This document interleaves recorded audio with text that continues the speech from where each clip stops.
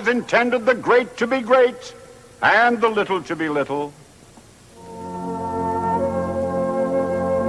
The ideas of the 19th century capitalists didn't much encourage the notion of an egalitarian commonwealth. The landlords got rich, those who worked the land were poor, got poorer. And those employed in the mills also remained in that wholesome poverty that meant a hard life in this world, but assured an easy one in the next. Many were spiritually so sustained. An English charwoman, according to legend, wrote a verse for her tombstone. Don't mourn for me, friends, don't weep for me never, for I'm going to do nothing forever and ever. The rich in the last century, by contrast, set more store by the pleasures of this world. There's no doubt, I think, that money caused people to take a better view of this world. And strategy also entered the calculation. If you were affluent, there was that terrible needle through which you had to be threaded before you could emerge in paradise.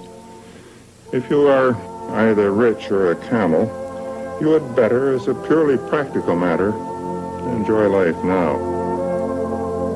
In this hour, we want to look at the enjoyments of the rich in the last century and how these were sanctified. By what moral code did the rich live? By what ideas did they defend their affluence? And remembering that ideas, like old soldiers, never die, how do these ideas still affect our lives and our moral tone? I'll be looking at the strong cases, those that dominated the scene.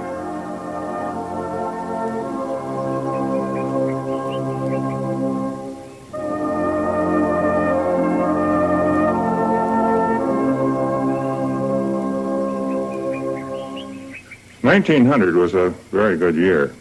Edward Berwind, a Philadelphia coal magnate, was building this chateau at Newport. Andrew Carnegie's steel mills earned him $25 million for himself personally that year. Old-fashioned dollars before income tax. There was no income tax. Back of this wealth were the ideas that justified it. Ideas of which the rich, who were not a bookish lot, were sometimes only vaguely aware. These depended a little on economics, a little on theology, and a great deal on biology. Herbert Spencer put it directly. Not simply do we see that in the competition among individuals of the same kind, survival of the fittest has from the beginning furthered production of a higher type, but we see that to the unceasing warfare between species is mainly due both growth and organization. Without universal conflict, there would have been no development of the active powers. In this, I am simply carrying out the views of Mr. Darwin in their application to the human race.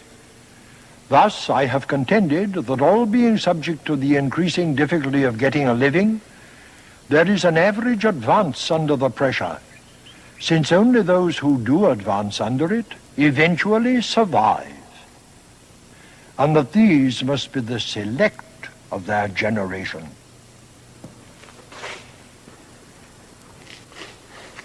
The higher primates here in this Museum of Natural History, in contrast with the slugs and snails or the dinosaurs and the mammoths that never made it to the present, are the products of natural selection.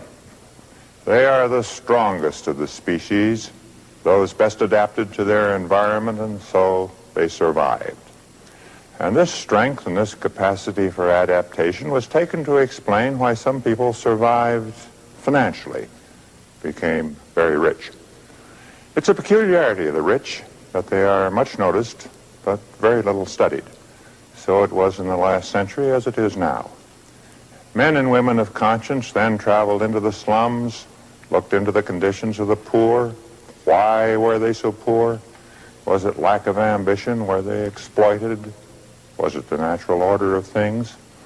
All of these explanations had their adherents. And the way of life of the poor was also studied. How were they housed? What did they eat? What were their amusements? And with a delicacy appropriate to the age, how did they breed? The rich, by contrast, were exempt from such attention. They were a proper subject for novels, but not for social study. Poverty was studied. Wealth, though it was exceptional, was natural. It was, like the selection of man, the result of natural process. Darwin explained the ascent of man, and social Darwinism explained the ascent of the privileged classes. Every species of organism, including the human, is always adapting itself, both directly and indirectly, to its conditions of existence. That was Herbert Spencer. He was an Englishman, philosopher, pioneer sociologist. His life, 1820 to 1903, coincided almost exactly with the age of Victoria. It is to Spencer, and not, as many imagine, to Darwin, that we owe the phrase, the great phrase, the survival of the fittest.